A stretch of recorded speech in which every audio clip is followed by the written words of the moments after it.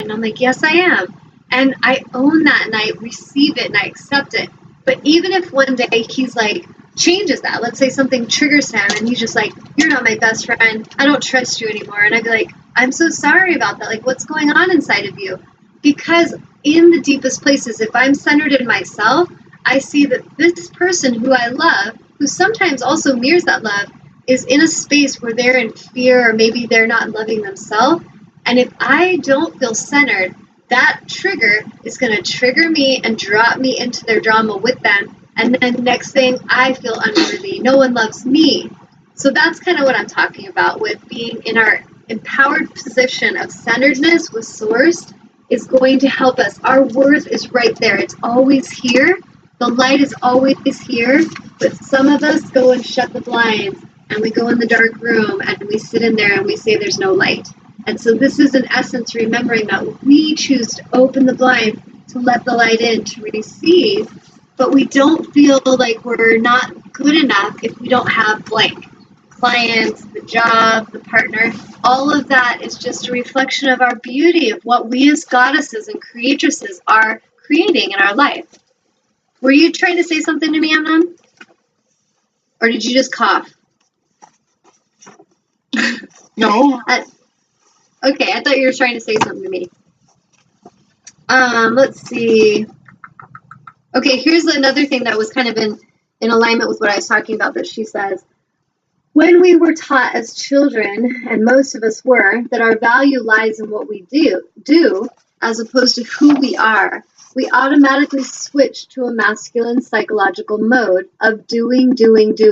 And I often will share this with my yoga students, like how many of them have been so accustomed to being out in the world, doing, busy. Like they feel guilt to sit down. They feel guilt to just rest. They feel guilt to have a day off.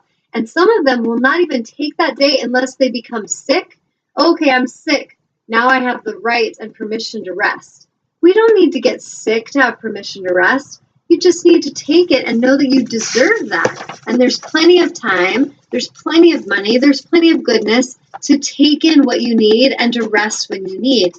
That is when we're in more of a balance of divine masculine, divine feminine, working together in harmony, instead of living in a society where we participate in the misaligned message, which is we got to do, we got to be busy. We're not good enough unless we're doing something, and we feel like we're not good unless we are being acknowledged in what we're good at in a job, instead of realizing we are good just for being. We're worthy right now. So anyway, psychological mode of doing in order to feel worthy. There seems to be no value placed on the experience of inner peace, and without it, we find no room in which to rest. This leaves men as well as women feeling spiritually homeless. And I love that. I'm like, spiritually homeless, yes.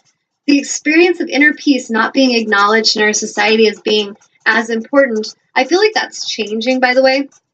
Like when I see amazing teachers like Eckhart Tolle and Miguel Ruiz and Deepak Chopra and Marianne Williamson and, you know, my show, everything we talk about on the show, like when I see all these different teachers and there are many forms, there are many ways that the words come through to teach us the same innate truth and message, which is self-love. And it's so important. And we really need to wake up in our, you know, right now, like any of you listening, just take this moment to really open your eyes and wake up to your own worth and to loving yourselves for who you are, not for what you do, not for how much money you make, not for who you hang out with or what clothes you wear.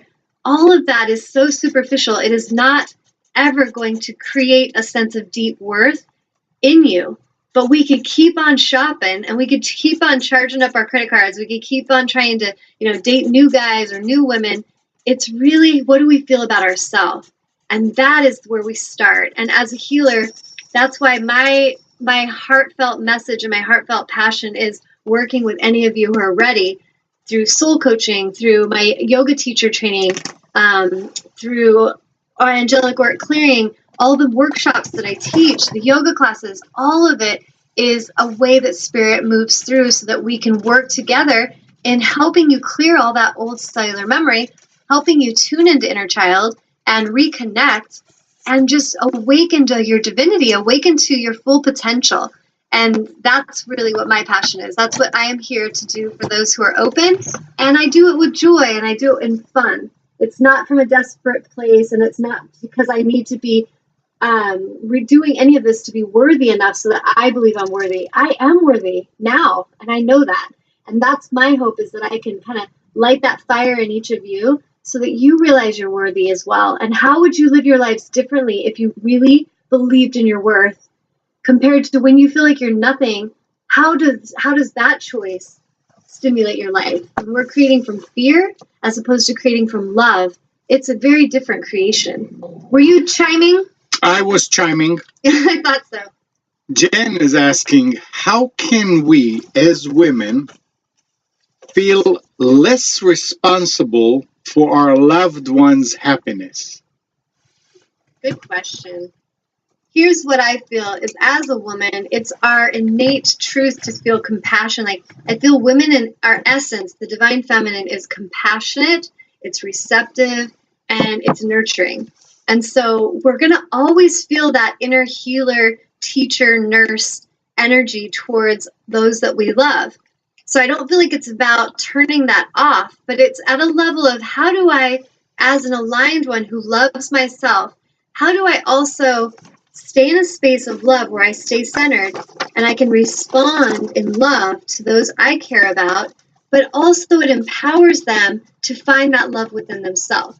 So it doesn't mean that we won't help others or we won't reach out and try to, assist them and support them, but it means we will know when it feels off. So I'll give you an example. Let's say we have a child and they're just being really hateful and rude, and they're bossy and they're yelling at the mom to give them a ride, and you never do anything for me, and they're doing the whole drama. And the mom feels like, if I don't get them to like me, then I'm not enough. And all that makes me feel good is if my kids say nice things to me, and I need their love, I need their approval, or I don't feel good. That is misalignment. So now that mom is going to really be used as a doormat, because energetically she feels her worth is in their opinion of her. Will they like her? Will they, still love her and like her? And if she says no to them, or the beloved, it could be the partner, the same thing. But when a mother is in her alignment and the child's throwing the tantrum, or the partner is, she's going to come from a place more of, I love you and I will assist and support you, but right now I don't feel you're really being respectful to me. And so if you can change the tone of your voice, the way you're speaking to me in a way that feels honoring, or if you can honor and show respect when I actually do assist you, I would be more than happy to help you. But if you're going to be a tyrant and you're going to throw a tantrum, I'm sorry, I cannot participate in that. And then she really doesn't feel guilt. She just moves on with her day, lets the child learn their lesson. So sometimes maybe that child doesn't get a ride to the mall with their friends because they were totally out of alignment and were disrespectful. So you don't do your choices because you need their love or their approval. You make your choices from the love and approval you have of yourself. That's the contrast. It's like, I love myself, and doing this feels so off to me, then you don't do it. I love myself, and doing this choice feels so good to me, you do that choice. So it's like laws of attraction. When we're giving from a place of alignment, it feels good to us and the one that we're giving to. When we're giving from a place of misalignment, it feels off to us, and I guarantee it feels off to the other. And so what we're teaching that child is like, wow, when you throw a tantrum and when you're a complete jerk, I give more to you because I don't think much of myself. And that child's going to reflect that right back at you. And so is the partner. So does that make sense, Jen? Feel free to type in, if that kind of was clear. It really comes from, am I feeling love for self? And am I responding with that love for self and from self? Or do I not feel I'm worthy, so I'm responding from the lack and deficit of love within myself? That is going to create a great change in the outcome. Yes. Okay. Jingle bells. So Jen says yes. What's that? She said yeah. That makes sense. She said yeah. Now, Kokomo is asking, how do you stop your inner voice from making comments that hurt your self-esteem? That's a good one. So that's one of the things that I help people with auric clearings, and you can work on this yourself as well. But a lot of people, when they have, like I did a show on this not too long ago about like implants in the ethereal body. People will have almost like this looping that goes on in their brains where it's like a looping of dialogue and it's a very dark energy. Think of it as almost like an entity. And I've had people say that it's like a demon is in my brain, and they're not that far off. It's literally like an implant entity, energetic influence in the brain that is creating the looping. That's one of the things that I help clients in clearing and releasing.